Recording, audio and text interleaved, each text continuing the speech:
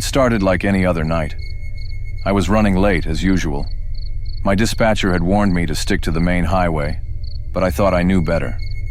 A shortcut through a back road, a dark, winding strip of asphalt through a remote forest, would shave an hour off my trip. Or so I thought. The moment I turned onto the road, my GPS screen flickered, then went black. A faint unease crept up my spine, but I brushed it off. It was just a glitch. The road was eerily quiet, not a single car in sight.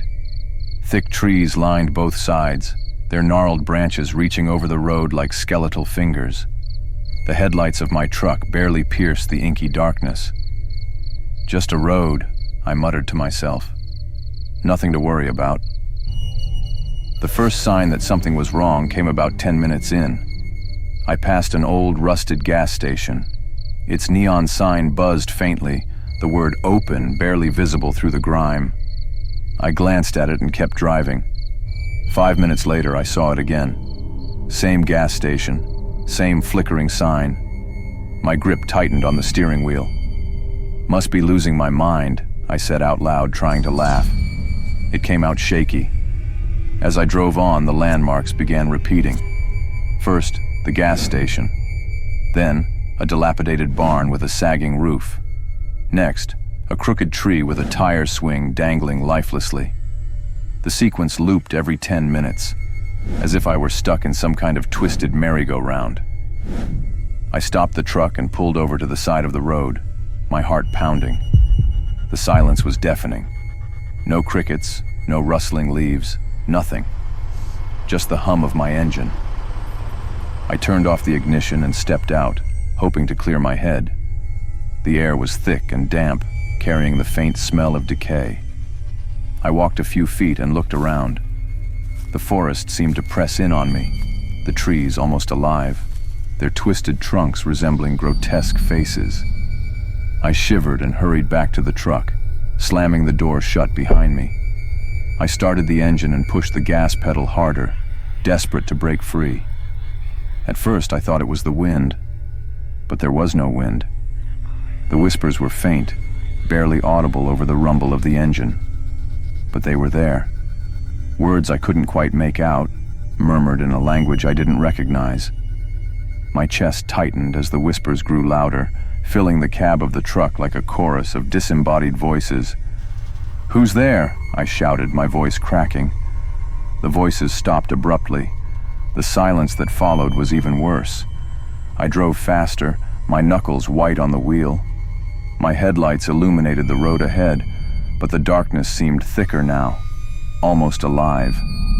And then I saw it, a figure standing in the middle of the road. It was tall, impossibly tall, with long, spindly limbs. Its face was obscured by shadows, but its eyes, God, its eyes, glowed like hot embers. I slammed on the brakes, the truck screeching to a halt. The figure didn't move. It just stood there staring at me. I honked the horn, but it didn't flinch. My heart was pounding so hard I thought it might burst. And then, just as suddenly as it had appeared, the figure vanished. Not into the woods, not down the road. It simply blinked out of existence. I tried calling for help, but my phone had no signal. The clock on the dashboard blinked 12:00, over and over again, as if time itself had stopped. I kept driving, the landmarks repeating faster now.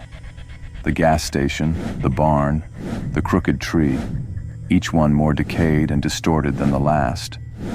The barn's roof had caved in completely, and the tire swing now hung from a frayed rope, swaying gently despite the still air. The whispers returned, louder this time. They sounded angry, accusatory. My rearview mirror showed nothing but darkness, yet I felt like I was being watched. My hands trembled as I tried to focus on the road, but the sense of dread was suffocating. A woman standing on the side of the road, her dress torn and stained. Her face was pale, almost translucent, and her eyes were hollow pits. She raised a hand, beckoning me to stop. Against my better judgment, I did. She climbed into the cab without a word, her presence chilling the air. I tried to speak, to ask her if she was okay, but my throat felt like it was filled with sand. She pointed down the road, and I drove on, the whispers now deafening. "You shouldn't have come here," she said finally, her voice barely above a whisper. "What is this place?" I managed to choke out.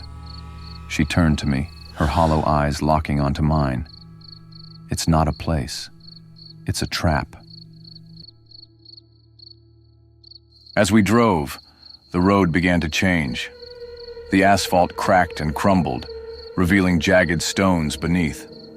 The trees leaned in closer, their branches clawing at the truck. The whispers turned into screams, a cacophony of voices that seemed to be coming from inside my own head. The woman vanished as suddenly as she had appeared, leaving behind a faint scent of earth and decay. The truck's engine sputtered and died, leaving me stranded in the suffocating darkness. I sat there, paralyzed, as the figure from before emerged from the shadows. It moved closer, its glowing eyes burning into me. I tried to scream, but no sound came out. The last thing I saw before everything went black was its hand reaching for me, impossibly long fingers curling around my throat. They found the truck weeks later, abandoned on a stretch of road that didn't exist on any map. The driver was never found, but locals whisper about the man who got trapped in the endless road, doomed to repeat the same stretch of highway for eternity. Some say you can still hear his screams if you drive there at night. I'm telling you this because I don't know how much time I have left. If you ever find yourself on a lonely back road and the landmarks start to repeat, turn around. Don't stop. Don't look back. Because once you're on the endless road, there's no way out.